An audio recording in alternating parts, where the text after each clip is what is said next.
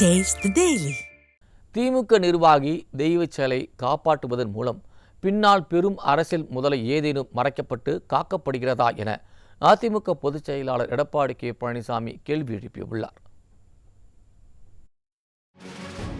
இதுகுறித்து அவர் வெளியிட்டுள்ள செய்திக்குறிப்பில், அனுமதியின்றி 2 துப்பாக்கிகள் வைத்திருந்ததாக அரக்கோணம் திமுக கவுன்சிலர் பாபு உட்பட 2 கைது செய்யப்பட்டுள்ளதாக செய்திகள் வருவதை சுட்டிக்காட்டியுள்ளார்.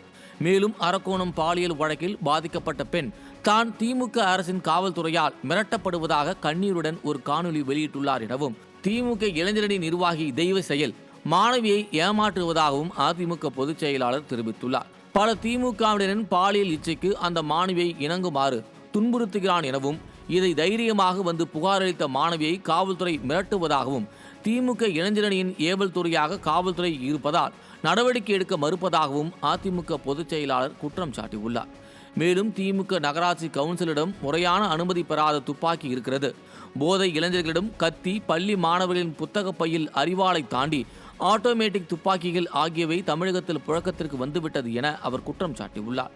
இதைத்தானே இந்த ஸ்டாலின் மாடலை தானே அலங்கோல ஆட்சி என்கிறேன் எனவும், இந்த உண்மையை சொன்னால் எதற்கு ஸ்டாலினுக்கு கோபம் வருகிறது எனவும் கழக பொதுச் செயலாளர் கேள்வி எழுப்பியுள்ளார்.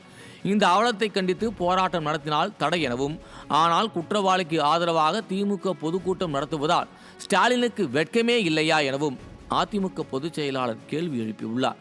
மேலும் ஏன் தெய்வ செயலை திமுக இப்படி காத்து நிற்கிறது எனவும், தெய்வ செயலை காப்பாற்றுவதன் மூலம் பின்னால் பெரும் அரசியல் முதலை ஏதேனும் மறைக்கப்பட்டு காக்கப்படுகிறதா எனவும் அவர் கேள்வி எழுப்பியுள்ளார். பாதிக்கப்பட்ட மாணவிக்கு நீதி கிடைக்கும் வரை யார் அந்த சார் என்ற கேள்வி ஓயாது எனவும், திமுக கவுன்சிலர் கையில் நவீன துப்பாக்கி எப்படி வந்தது என்ற கேள்விக்கு என்ன பதில் வைத்திருக்கிறார் ஸ்டாலின் எனவும் அதிமுக பொதுச் செயலாளர் எடப்பாடி கே பழனிசாமி கேள்வி எழுப்பியுள்ளார்.